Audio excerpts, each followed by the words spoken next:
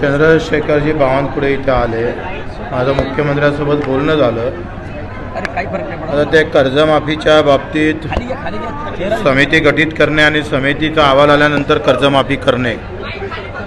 आता विषय राहिला का कर्जमाफी नेमकी समिती कधी गठीत करणार आणि समितीचा अहवाल किती दिवसात येणार आणि मग किती दिवसात तुम्ही कर्जमाफी करणार, हा विषय तिथे महत्त्वाचा आहे.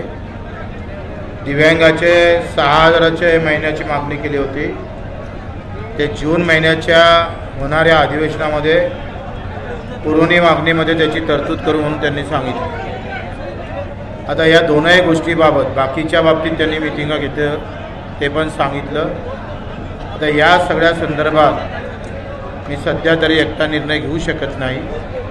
मी माझ्या कार्यकर्त्यासह ज्यांनी ज्यांनी पाठिंबे दिले त्या सगळ्यांना विचारून उद्या आम्ही निर्णय घेऊ आणि तो किती योग्य आहे काय आहे त्याच्यावर सगळी चर्चा करू आणि मग उद्या उपोषण सोडवायचं का राहू द्यायचं, पुढच्या आंदोलनाची कशी रेखा आखायची ते आम्ही उद्या ठरवणार.